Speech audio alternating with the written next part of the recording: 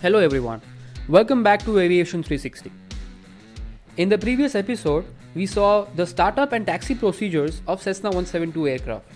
In this video, we are going to learn how to fly the traffic pattern, or most commonly known as the circuit pattern.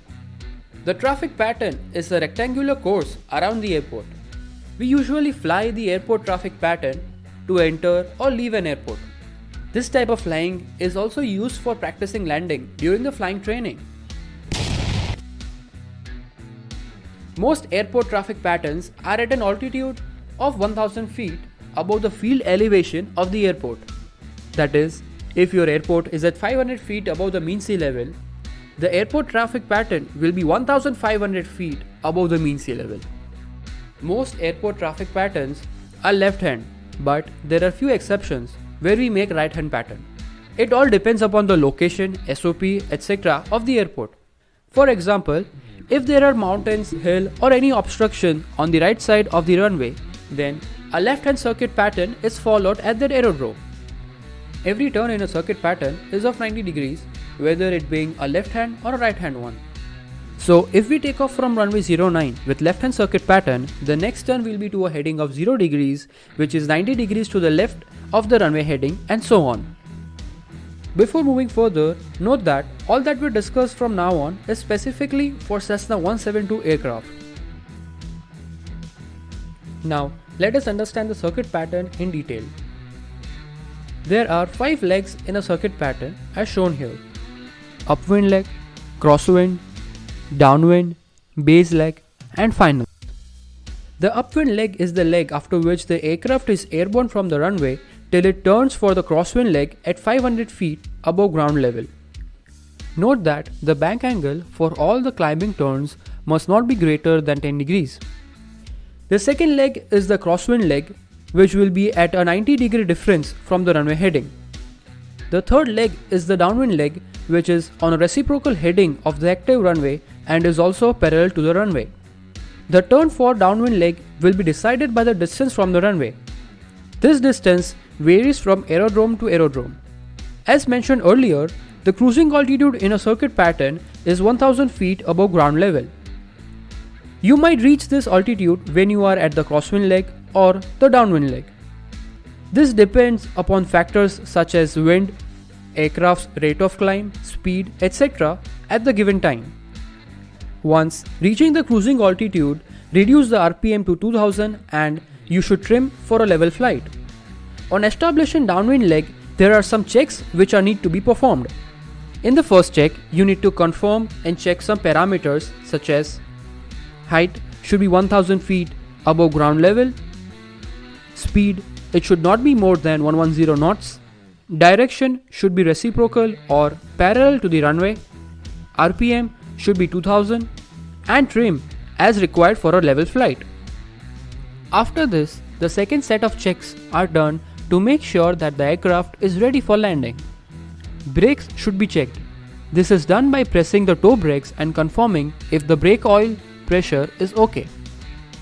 Mixture should be rich, that is completely in, and the master switch is on. Oil pressure and temperature should be in green arc. Flaps should be set to 10 degrees. Harness or the seat belts must be fastened and tight. At the end of the downwind, as soon as the runway is at 8 o'clock from you, you must begin with the descent and start your turn for the base leg. Depending upon the wind speeds, reduce the power to 1400 to 1500 RPM. This will result in a nose down tendency, which will increase the speed of the aircraft.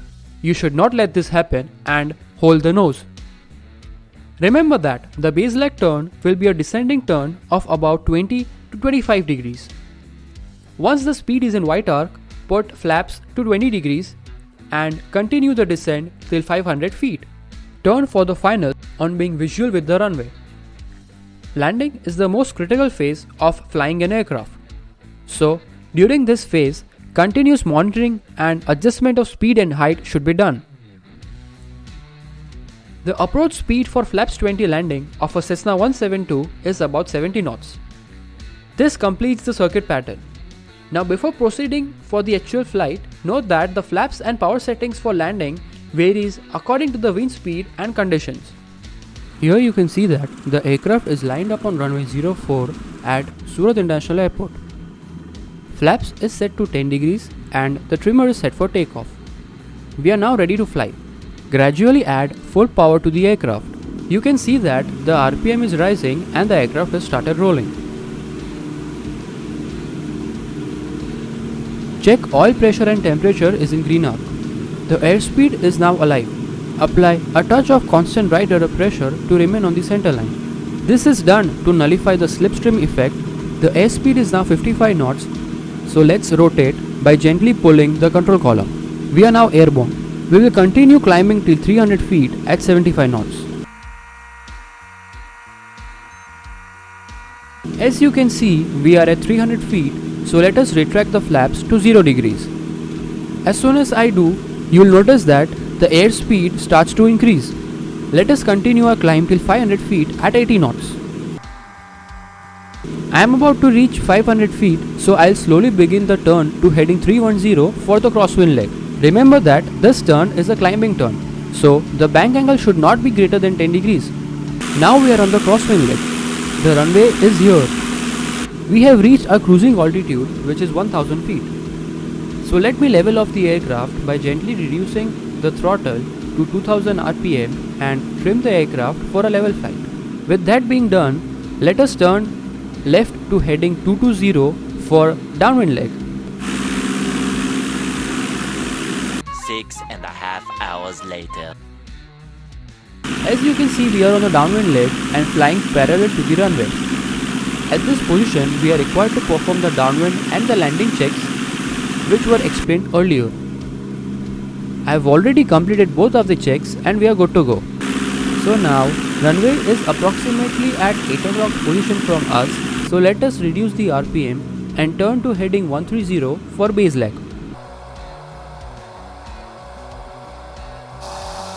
The speed is in white arc, so let's put flaps to 20 degrees and turn to heading 040 to align towards the runway. Now we are aligned to runway 04. Ignore the too fast notification on the screen. This is a very critical stage, so keep monitoring your airspeed and height without losing your alignment to the runway.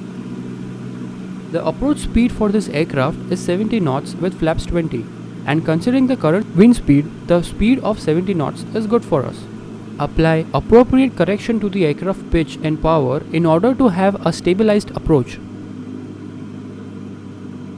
Maintaining the speed and height, we are about to reach the runway threshold.